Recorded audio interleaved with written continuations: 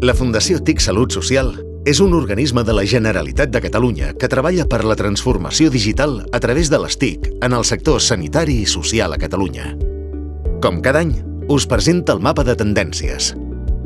Un estudi que des de 2007 pretén conèixer el nivell de desplegament de les TIC en les entitats proveïdores del sistema sanitari a Catalunya. Com a novetat, enguany aquest estudi ha comptat amb la participació de les àrees bàsiques de serveis socials, amb una participació general del 35% dels centres. Quina és la valoració d'aquesta col·laboració inicial entre el Departament de Treball, Afers Socials i Famílies i la Fundació TIC Salut Social?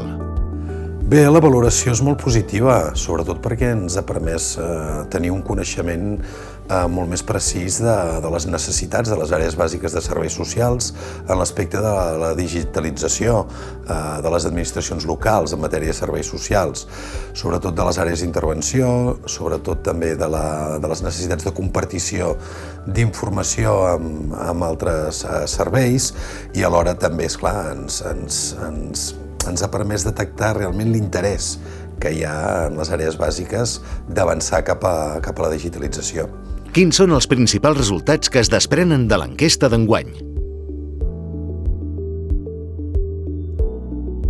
Segons els resultats de l'enquesta del 2017, l'ús de les eines de mobilitat dins de les entitats proveïdores continua la tendència evolutiva dels darrers anys i es situen entorn al 75% en l'àmbit de l'atenció primària, sociosanitària i hospitalària.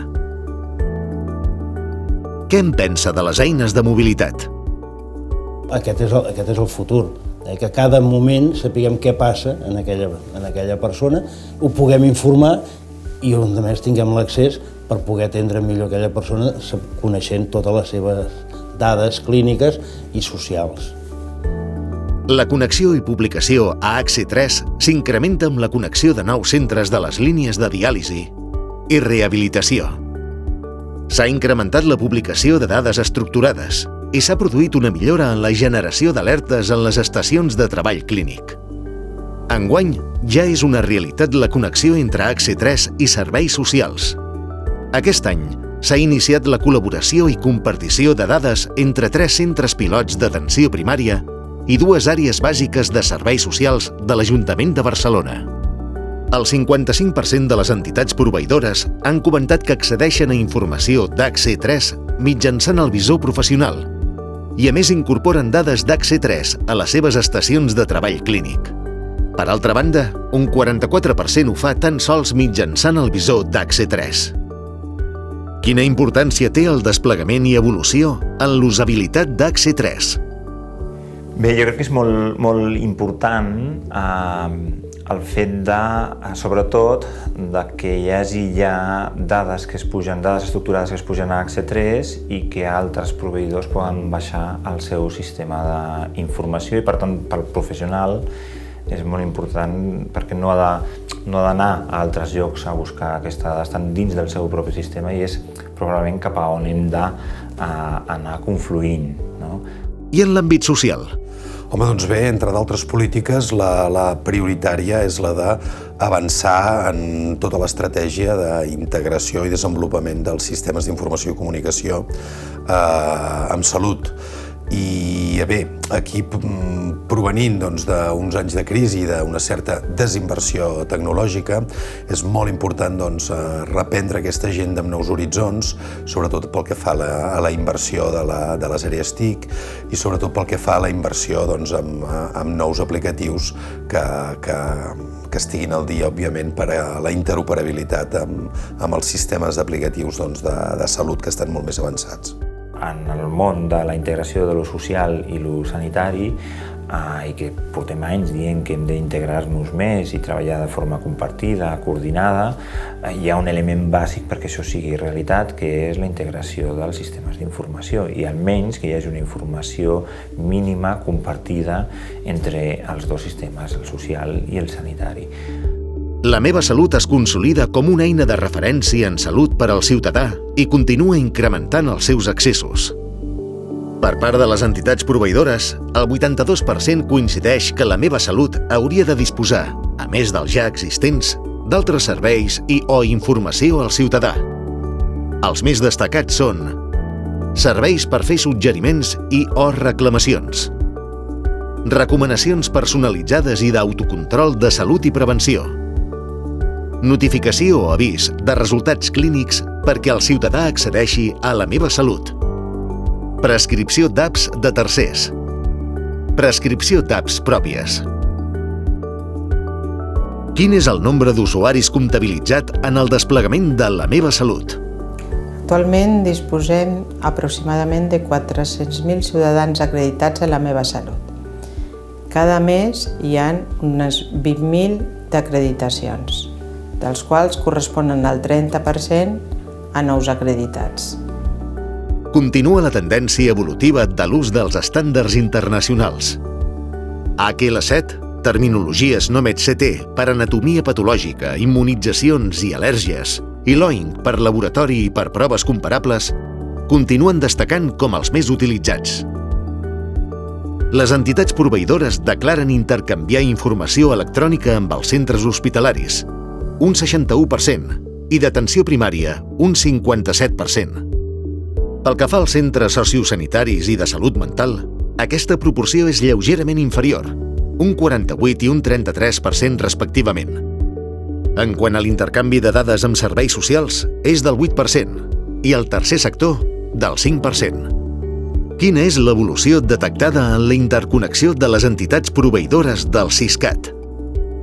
També entre entitats hi ha una...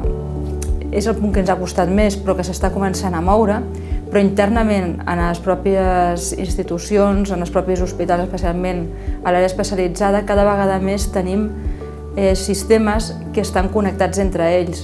Cada vegada intentem evitar les illes, que tenen sistemes d'imatge propietaris dedicats i que no et permeten compartir-ho amb la resta d'institucions o publicar-ho història clínica compartida. O sigui que jo crec que estem fent una evolució, estem millorant molt, encara hi ha coses que a tots ens agradaria millorar. O sigui, poder tenir derivacions intel·ligents que ens permetessin orientar els fluxos, però jo crec que estem fent punts que ens permeten avançar. La pràctica de la telemedicina manté la tendència dels darrers anys. L'ús del telediagnòstic i la teleconsulta es situa entorn al 70% i la telemonitorització continua en el llindar del 20%, és a dir, mantenen els nivells de 2016. Com ha impactat a efectes pràctics la telemedicina? Des del punt de vista de capacitat de comunicar professionals i de mantindre discussions clíniques de forma síncrona o síncrona a través de videoconferència, facilita molt espais de diàleg entre professionals per la presa de decisions compartides, inclús compartides amb el malalt, sobre la seva malaltia o sobre els tractaments a rebre. Per tant, això és un gran bloc que probablement afecta tot el sistema. I a nivell tecnològic? Aquí hi ha hagut inicialment alguns àmbits en què s'ha començat a treballar en projectes pilot, pensant en solucions específiques, per exemple, per donar resposta al teleictus, a casos en què tenies diferents equips que et poden fer una interconsulta mèdica i fer una assistència en remot.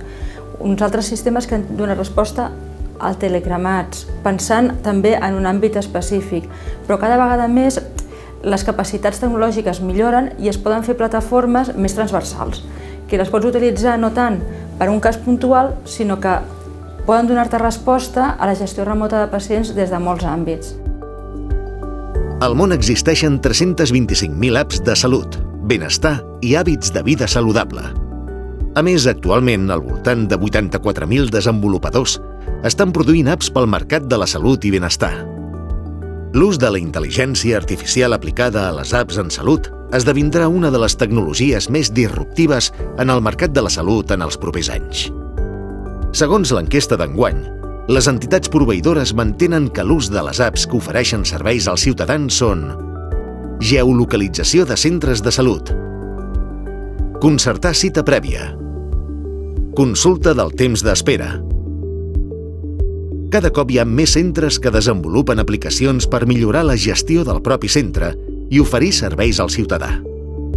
A més, incrementa l'ús d'apps destinades a empoderar el propi ciutadà perquè faci ús d'aquestes tecnologies, millorant així el control de la seva salut. Tenim molta diversificació en la tipologia d'apps? Aquelles apps que serveixen pel coneixement, per l'apoderament de les persones, per la prevenció de la malaltia, aquesta és una part. L'altra és aquella part que potser serviria perquè les persones que ja estan amb una patologia determinada es comuniquin entre elles, o sigui, el peer-to-peer, que també podria ajudar a millorar el maneig de les malalties. Una altra cosa és apps que ajudin a comunicar. Si els demanem amb les persones amb malalties, què volen?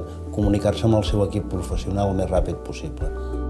La Fundació TIC Salut Social continuarà facilitant aquest procés, acompanyant en la transformació digital del sistema, ajudant a posicionar Catalunya com a referent internacional.